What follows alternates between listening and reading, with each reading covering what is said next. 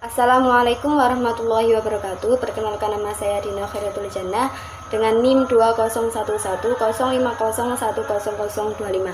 Saya dari kelas Perbankan Syariah 1.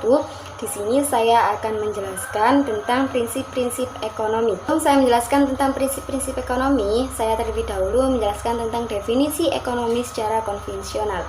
Definisi ekonomi adalah studi tentang bagaimana sumber daya yang langka atau terbatas digunakan untuk memenuhi kebutuhan manusia yang tak terbatas, dan kata lain ekonomi berkaitan dengan bagaimana orang membuat keputusan ketika dia berhadapan dengan kelangkaan.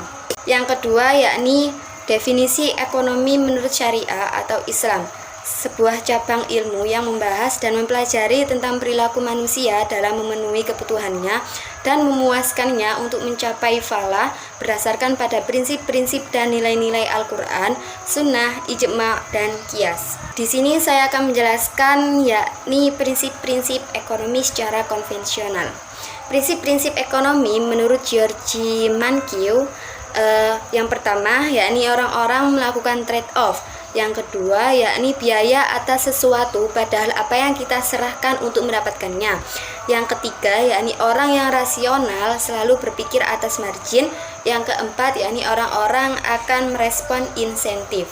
Prinsip-prinsip ekonomi yang keempat yaitu suatu cara bertindak dan berusaha mencapai hasil sebesar mungkin atau optimal dibandingkan dengan pengorbanan yang dikeluarkan, atau suatu cara bertindak untuk mencapai hasil tertentu dengan mengeluarkan pengorbanan sekecil mungkin.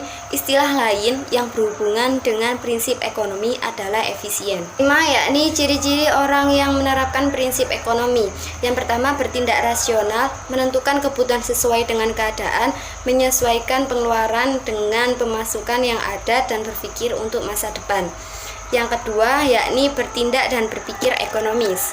Maksudnya seseorang yang melakukan kegiatan ekonomi dengan segala perencanaan yang matang dan perhitungan yang cermat, memilih produk sesuai dengan kebutuhan dan memilih harga yang semaksimal mungkin. Yang ketiga yakni bertindak hemat, tidak bertindak boros, menggunakan uang sesuai dengan posnya masing-masing. Yang keempat yakni membuat skala prioritas, tidak semua kebutuhan bisa dipenuhi, maka harus ada skala prioritas kebutuhan mana yang harus didahulukan dan kebutuhan mana yang dipenuhi terlebih dahulu merupakan waktu.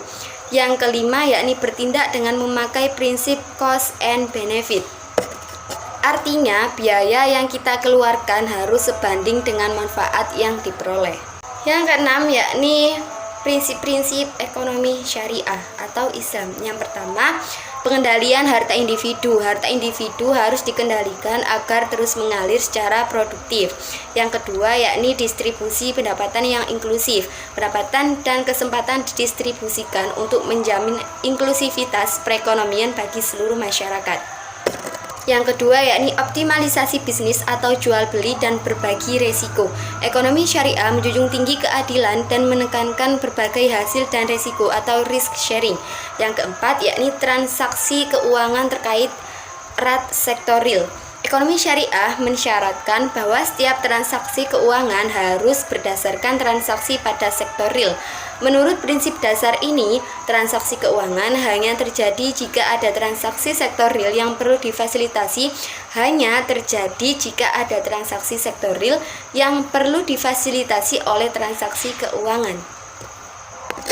Menurut Syekhul Hadi Purnomo, sebagaimana dikutip oleh Abdul Somad, berdasarkan prinsip ekonomi Islam, yakni yang pertama prinsip keadilan, mencakup seluruh aspek kehidupan. Yang kedua yakni prinsip al-ihsan, pemberian manfaat kepada orang lain lebih daripada hak orang lain. Yang ketiga yakni prinsip al-mas'uliyah, yang meliputi berbagai aspek, yakni pertanggungjawaban antara individu dengan individu, pertanggungjawaban dalam masyarakat.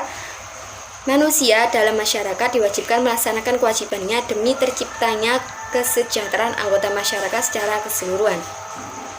Yang ketiga yakni prinsip al-kifayah.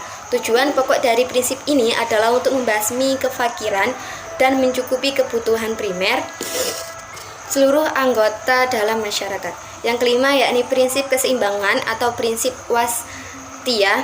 Syariat Islam mengakui hak pribadi dengan batas-batas tertentu.